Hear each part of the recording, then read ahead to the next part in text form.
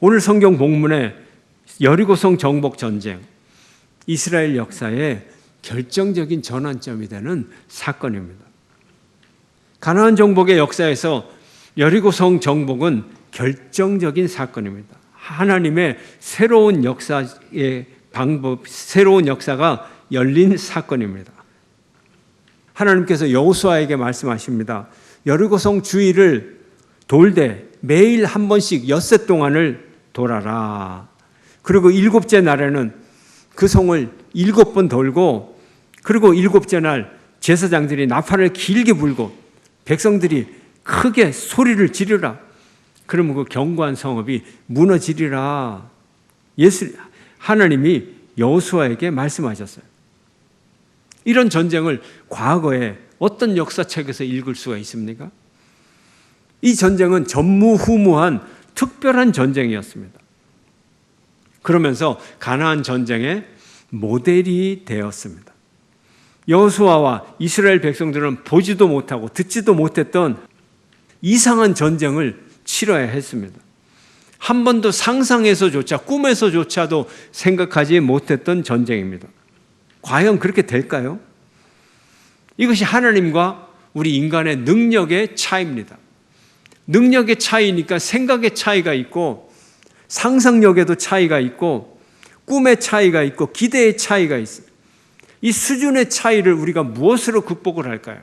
하나님을 믿는 백성이라고 하면서 하나님과 우리 인간의 이 엄청난 차이를 우리는 믿음으로 극복하고 순종으로 극복을 할 수가 있습니다. 믿음과 순종, 이것이 하나님과 우리 인간 사이의 엄청난 차이를 극복할 수 있는 거예요. 그래서 믿음이 위대한 겁니다, 여러분. 하나님을 향한 순종, 위대한 겁니다. 가나안 정복 전쟁을 앞두고 하나님의 마음이 얼마나 설레는지 몰라요. 모세를 향하여 항상 말씀을 가르쳐 주셨고, 율법을 가르쳐 주셨고, 십계명 돌판을 2번이나 하나님이 주셨고, 늘 하나님께 말씀하시죠. 하나님께서 말씀하시죠. 너희가 가나안 땅에 들어가면 이렇게 살아라. 가나안 땅에 들어가면 율법을 꼭 지켜라. 그러면 너의 날이 장소되고 내가 하는 모든 일이 축복을 받고 너의 자손이 복을 받고 천대 만대까지 복을 누리리라. 축복의 날이 지속되리라. 하나님이 약속하시고 또 약속하시고 또 약속하시고 계속 약속을 하셨어요. 이제 광야 생활 40년이 흘러서 흐르고 이동하고 하다가 모압 평지까지 갔고, 이 가나안 땅을 강 건너편에서 바라보다가 이제 요단강을 건너가서 이미 가나안 땅 입구까지 들어가게 되었습니다. 드디어 이제 첫 번째 전쟁을 앞두고 있습니다. 전쟁하는 이 전쟁을 눈앞에 두고 있을 때 가장 많이 흥분하신 것은 하나님이에요. 하나님의 마음이 얼마나 흥분이 됐습니까? 내가 이 이스라엘 백성들의 아브라함 때부터 약속하고 또 약속하고 그렇게 약속했던 이 약속을 하나님이 드디어 이제 현실로 이루어 주시는 그 순간 직전까지 와 있는 거예요. 하나님이 흥분하고 계시는 거예요. 하나님이 기대하는 순간에 내 백성들이 이 일을 잘 감당해내야 될 텐데 하나님의 기대예요. 이스라엘 백성이 요단강을 건너기 전에 헤스본 왕 시혼을 죽이고 그 나라를 정복을 했어요.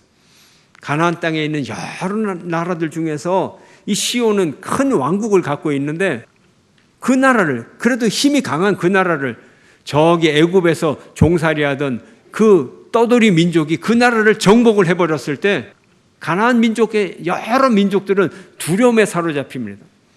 저 사람들이 빈 껍데기가 아니구나, 큰일 났구나. 신명기 2장 25절 하나님의 말씀은 이래요. 오늘부터 내가 천하 만민이 너를 무서워하며 너를 두려워하게 하리니 그들이 내 명성을 듣고 떨며 너로 말미암아 근심하리라 하셨느니라. 이 소식을 듣고 가나안 족속들이 두려움에 떨기 시작했어요. 근심하기 시작했어요. 이제 이스라엘 백성들 바로 앞에 있는 여리고성, 대단한 난공불락의 성입니다. 성이 한 겹도 아니고 2겹으로 된 성을 가진 대단한 성입니다. 그러나 여리고성 사람들도 이 소문을 듣고 두려움에 떨면서 문빗장을 지르고 성문을 닫고 꼼짝없이 그 안에서 부들부들 떨고 갇혀 있었습니다. 반면에 하나님의 말씀처럼 이스라엘 백성들은 이 성 바깥을 하루 한 바퀴씩 돕니다.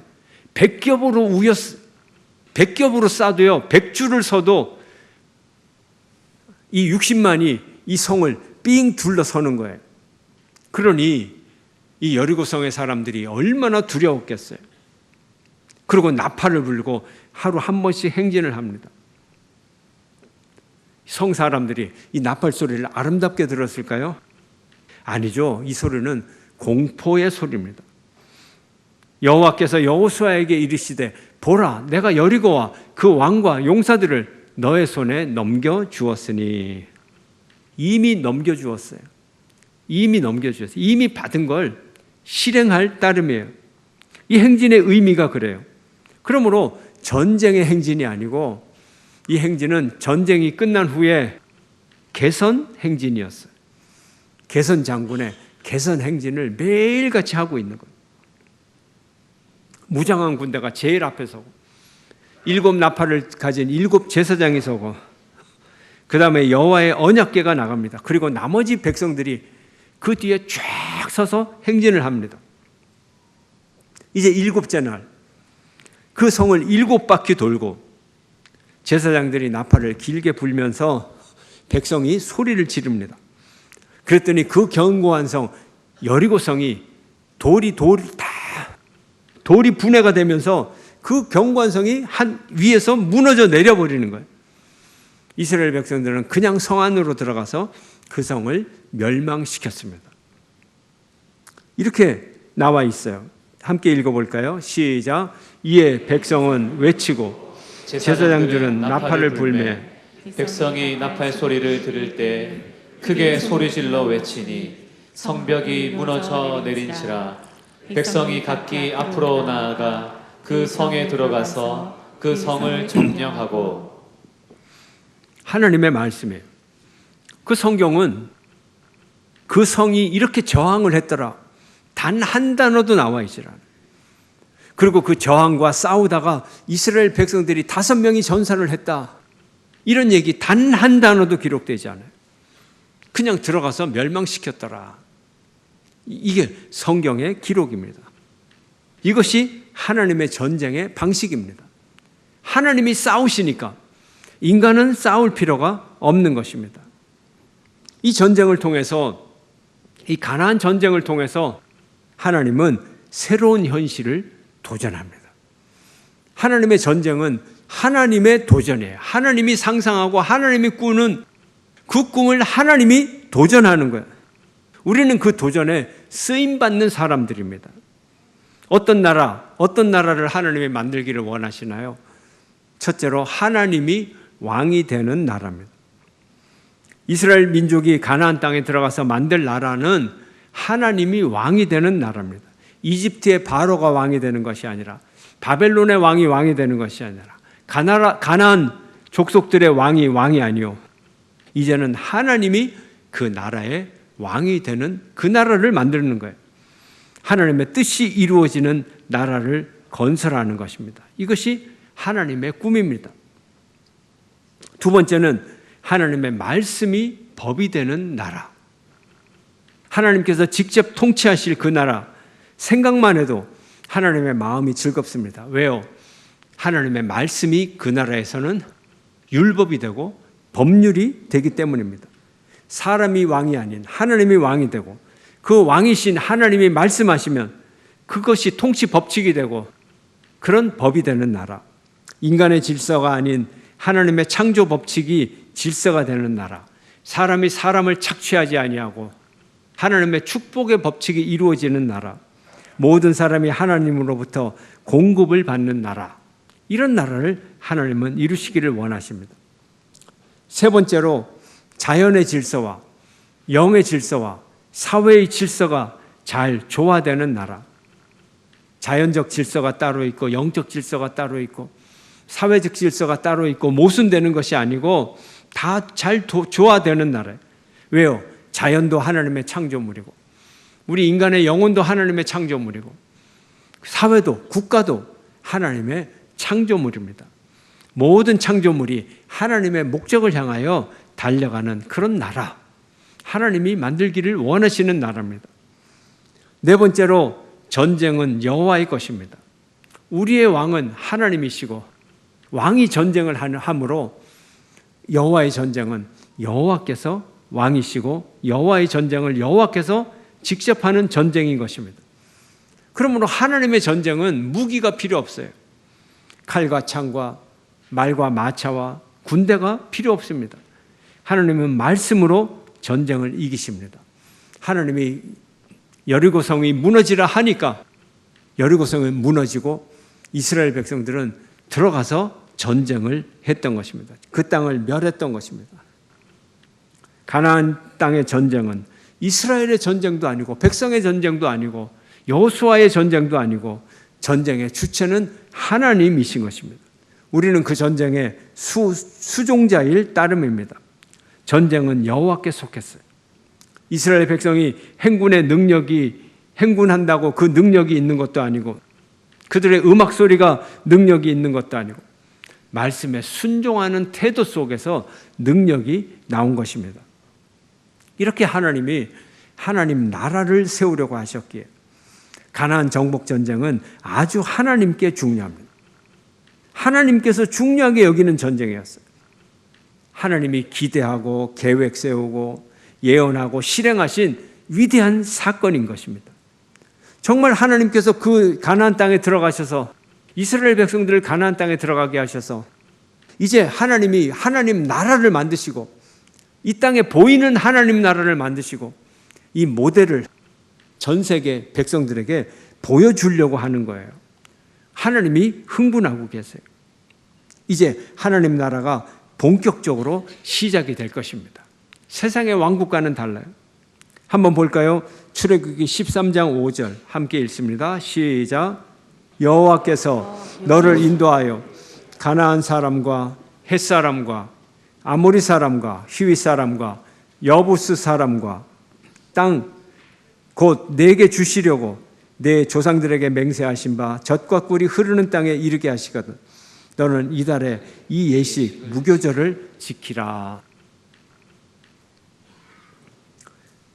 좀 이상하지 않아요, 여러분? 젖과 꿀이 흐르는 땅에 이르게 하시거든 이 예식을 지켜라. 이 율법을 지켜라. 지금 출애굽기는 광야에서 율법을 준 거예요. 그러면 이 말씀을 지금은 안 지켜도 된다는 얘기예요. 가나안 땅에 들어가면 지키라는 얘기예요. 들어가거든 지키라 그랬어요. 이뿐만이 아니에요.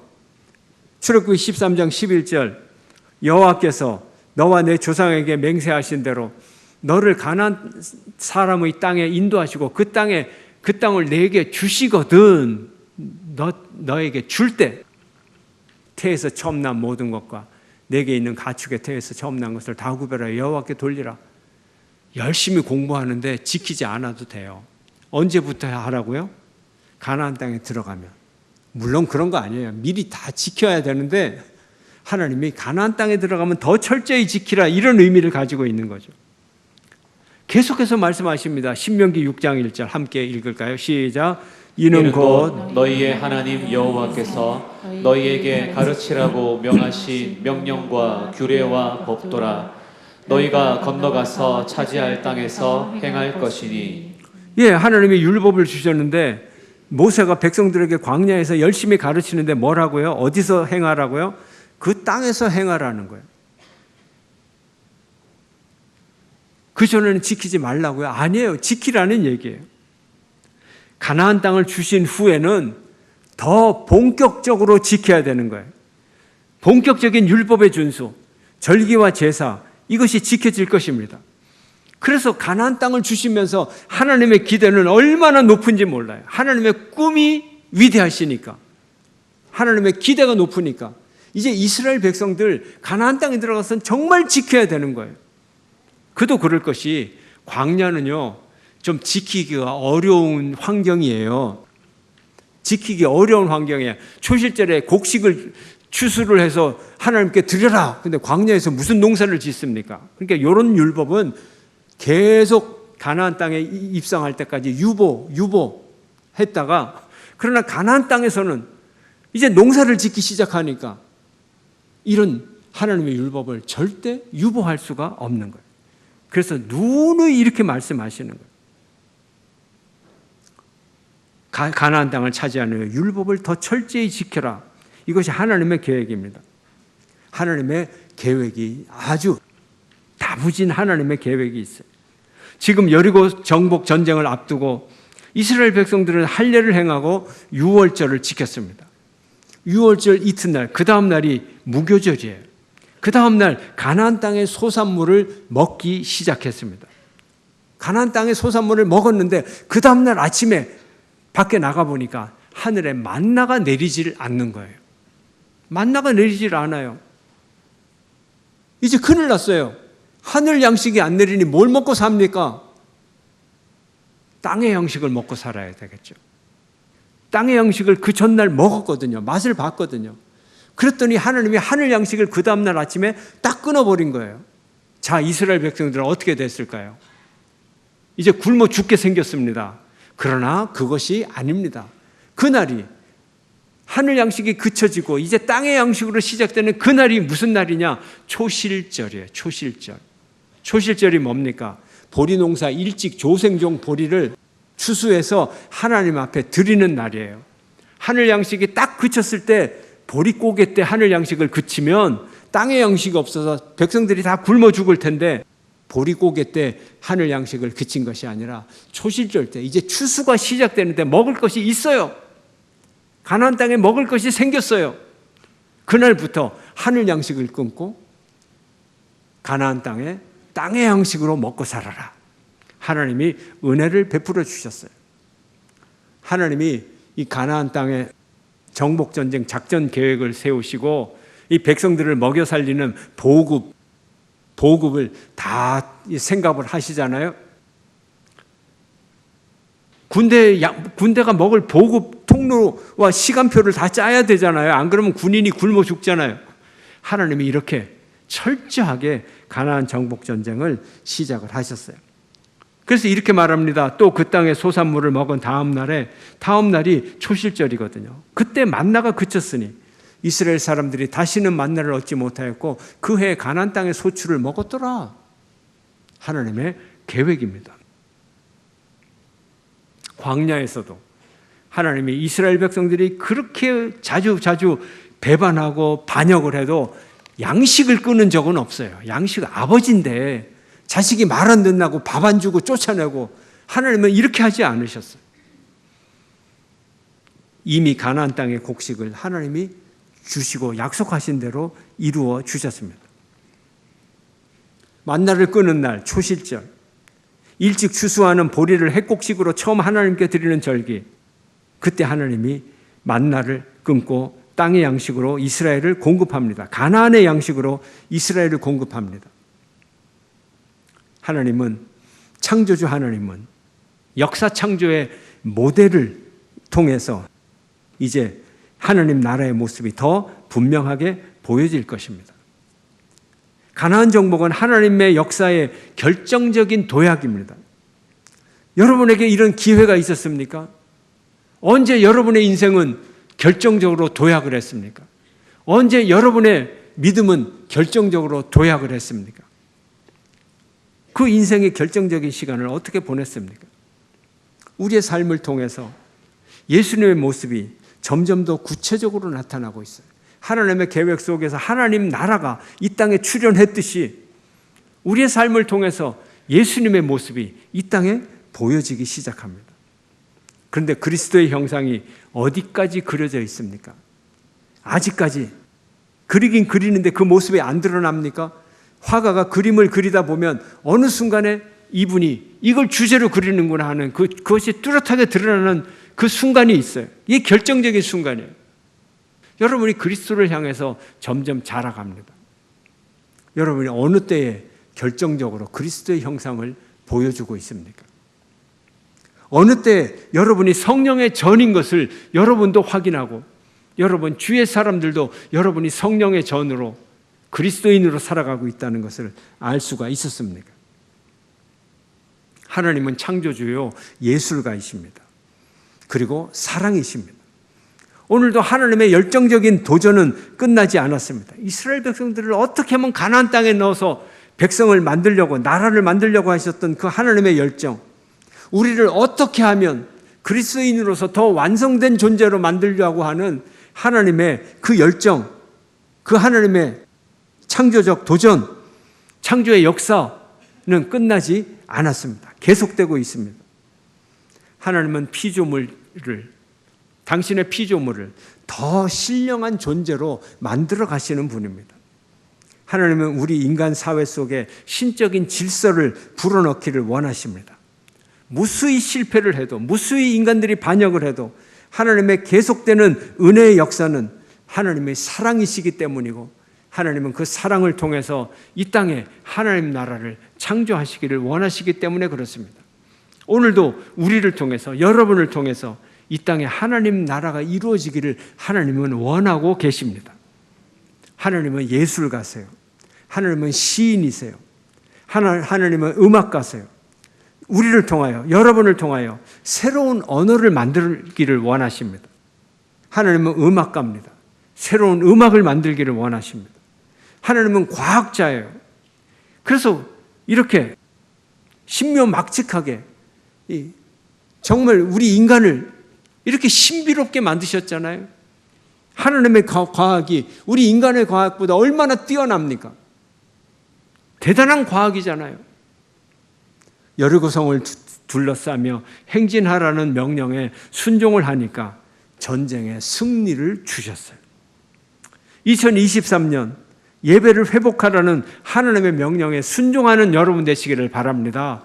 올해 우리가 가야 할 그 목표, 가야 할 그 땅을 하나님께 순종함으로 차지하시기를 바랍니다. 공예배에 참여하기를 순종하십시오. 주일 예배, 수요 예배, 금요 예배, 새벽 기도회, 마을 예배, 교육부 예배, 그리고 중보 기도, 모든 것, 개인의 큐티, 모든 것을 회복하시기를 바랍니다. 꼭 교회에 나오지 못하더라도 분명히 하나님과의 교제 시간을 분명히 회복하고 그것을 다시 하나님과의 교제를 회복해야 되는 것입니다. 성을 돌라는 명령에 순종하니까 성이 무너져 내렸어요. 순종이 성을 무너져 내리게 한 거예요. 내 능력이 아니에요. 우리가 우리의 삶을 살아가는데 자기 혼자 자기의 힘으로 살아가기가 얼마나 힘에 버겁습니까, 여러분? 경제 문제를 혼자 다 해결해낼 수 있어요? 국가가 어려운데 어떻게 하겠어요? 우리 개인은 약합니다. 그러나 이 성이 무너져야 되는 거예요. 이 성이 변화돼야 되는 거예요. 그러나 명령에 순종하면 그 성은 무너지는 것입니다. 사업을 위해 기도하라는 명령에 순종하니까 하나님이 새 사업을 주십니다. 예배를 회복하라는 말씀에 순종하니까 하나님의 치유의 역사, 회복의 역사를 주십니다. 예배를 회복하니까 우리 아이들의 꿈이 다시 살아납니다. 나라를 위해 기도하시기를 바랍니다. 여리고를 위해 행진하십시오. 소리를 지르세요. 정복하시는 여러분 되시기를 축원합니다. 하나님이 주시는 승리의 역사를 경험하시기를 바랍니다. 여러분의 인생의 결정적인 전환점이 2023년이 되기를 주의 이름으로 축원합니다.